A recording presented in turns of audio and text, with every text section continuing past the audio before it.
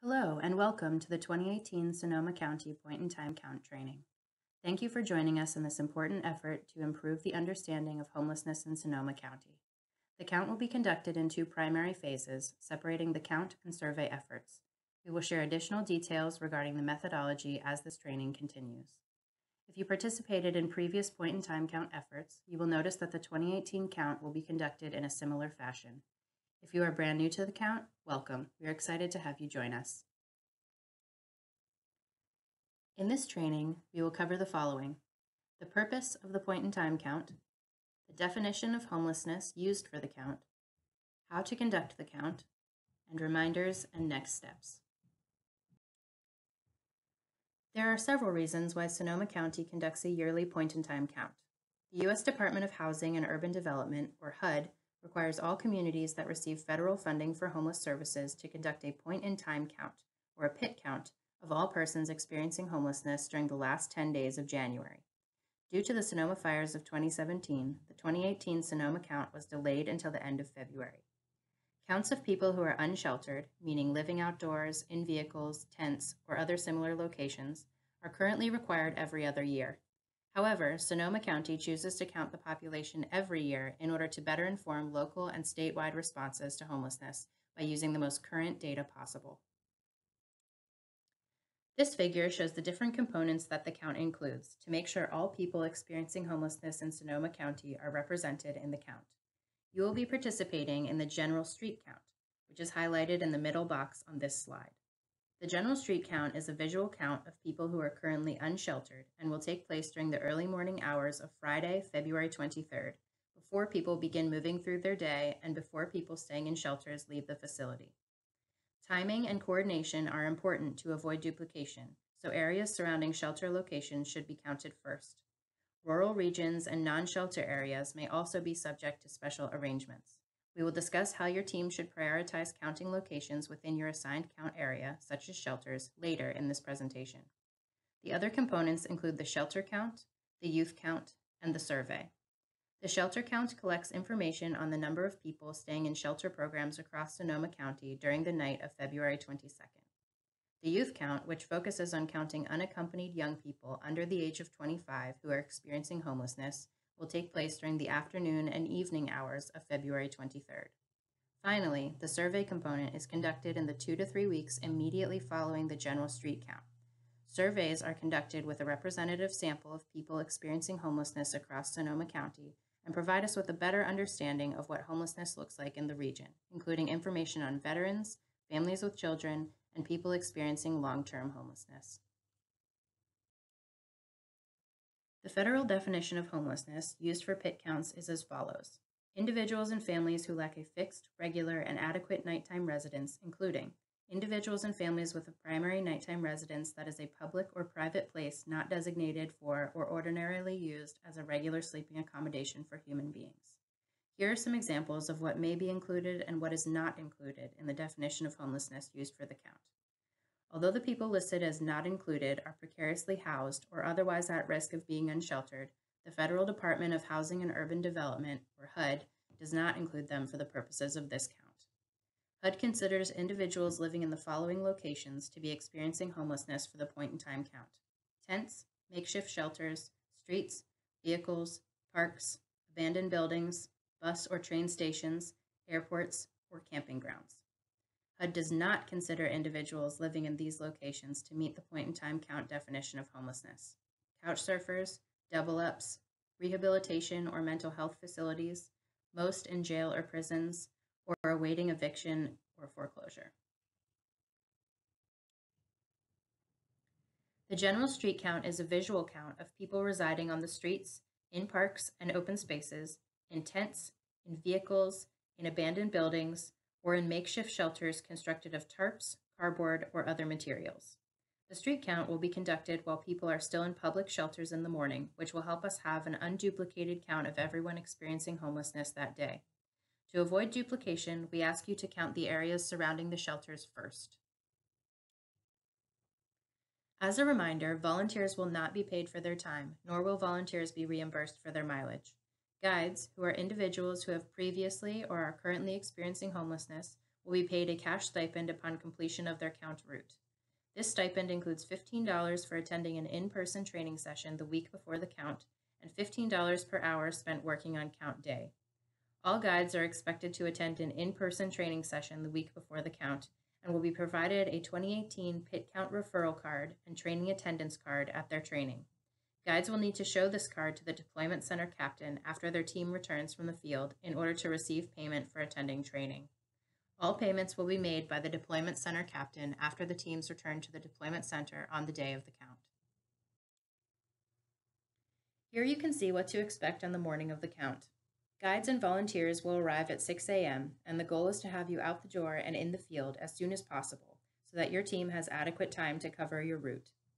When you arrive that morning, you will first sign in with the deployment center captain and sign a hold harmless agreement. When everyone has arrived, we will do a brief training to review the data collection methods and safety protocols, and then create teams of volunteers and guides. We will go into detail about how these teams are created in the coming slides. Once the teams are created, each team will be given their maps and tally sheets. Before leaving the deployment center, each team must check out with the deployment center captain so that we know which team is covering what maps and can keep track of who is in the field. We will also collect your team's contact information and give you the phone number of the deployment center captain so that you can contact them with any questions while in the field.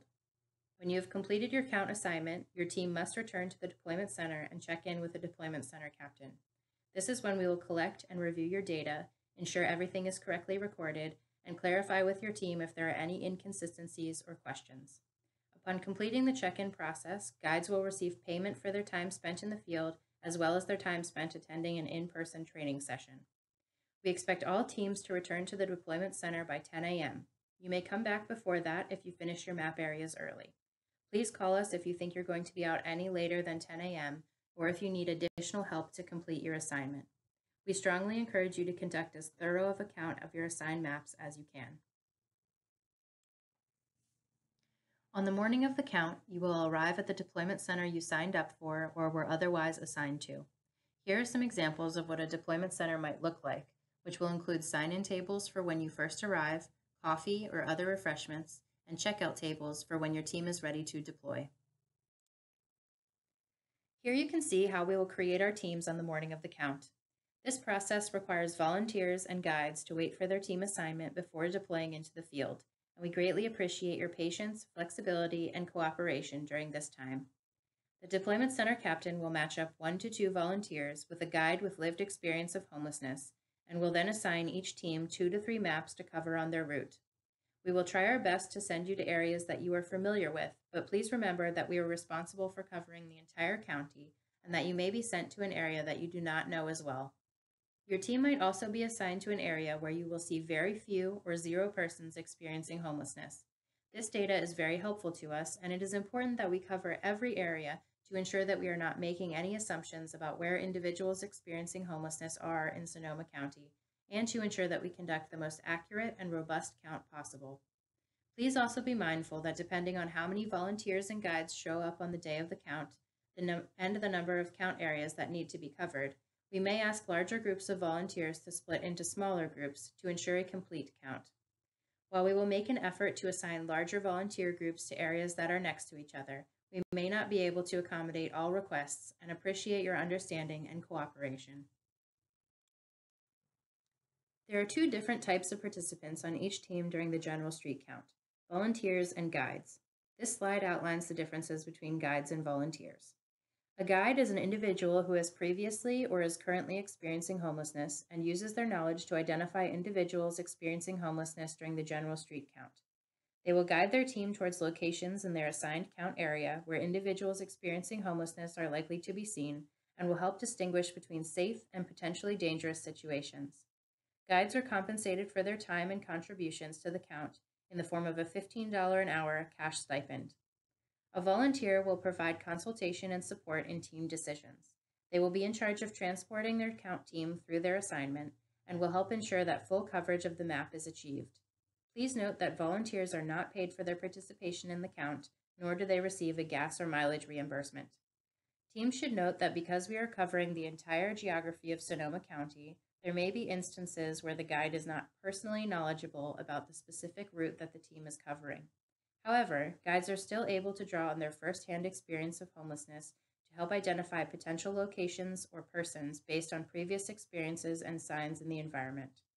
All team members are in charge of ensuring the methodology is being followed and should designate one team member to be in charge of marking the tally sheet and one team member responsible for tracking the team's coverage of their count area. The next set of slides will outline how to use the data collection forms that you will receive on the morning of the count. Each team will be assigned to a specific route and given maps of these routes.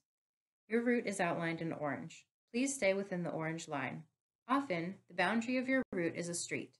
If the orange line is a street, count people on the inside side of the street, or the side of the street that connects with the rest of your route. If there is someone moving back and forth across the street, you should count them. Please cover all areas. Be sure to drive or walk down every street. Count on both sides of the street, unless it's a route border. Look for open areas. You may need to get out and walk. You decide the route you take, and that route may depend on traffic or where shelters are. Be sure to cover areas around shelters first. It is a good idea to put an X on streets and areas once you've covered them, so that you don't count them twice. If you are assigned to 2 contiguous maps, please be sure to outline a route that will easily take you from one map to the other. Be aware of the map number and the jurisdictional boundaries marked on your maps. You will need to record your data on the corresponding tally sheet. Jurisdictions are marked by different colors. In this map, you can see 2 jurisdictions, one in tan and one in gray. You will have a tally sheet for each jurisdiction, which is a city, place, or unincorporated area. Be sure to pay attention to where you are on the map and use the correct tally sheet for that area. Check both the map code and the jurisdiction before you record your data. This information is located on the top of your tally sheet. As you move along your route, be sure to check the map. Ensure you have not gone outside the boundaries of one jurisdiction into another and that you have not crossed the orange line. Once again, it is extremely important that your group records the data on the correct tally sheet for the correct jurisdiction and map. We will provide tally sheets for each of the colored areas on your map, so please be aware of where you see the individuals you are counting and please mark them on the correct tally sheet. We will review this again on the morning of the count when you have your maps in hand. It is possible that you will have only one color or jurisdiction, but it is also possible that you could have 2 or 3 different colors or jurisdictions. Let's look at some examples of how to fill out the tally sheets. You will fill out 1 line per person that you see. In the first example, you observed one individual who appeared to be a male in their 30s and was on the street. Under gender, you would bubble in M for male. Under age, you would bubble in 25 to 54. And under dwelling or vehicle type, you would bubble in street. In the next example, you observed a family of 3 that included 2 adults over the age of 25 and 1 child under the age of 18 on the street. You would fill in 1 line per person in the family and then fill in the bubble under the column that says family. For example, on line 1, you would bubble in M for male, bubble in 25 to 54, bubble in family, and bubble in street. On line 2, you would bubble in F for female, bubble in 25 to 54, bubble in family, and bubble in street. On line 3, you would bubble in F for female, bubble in under 18, bubble in family, and bubble in street. Upon tallying each individual, we ask that you also draw a circle around the family bubbles to indicate that these individuals are part of one family. Please note that for the purposes of the count, a family is defined as 1 adult present with a child under the age of 18. Listed here are some ways to identify vehicles that are housing individuals.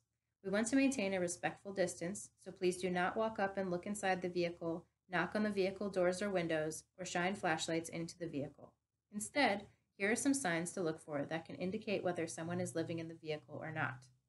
A vehicle with windows that are fogged, partially open, or blocked, electrical connections or generators, screens or window coverings, items inside and outside of the vehicle, including household items, bags, clothing, or what may appear to be refuse, sounds of music or talking coming from inside the vehicle, and or that the vehicle is in a known safe parking location, which may be designated on your map.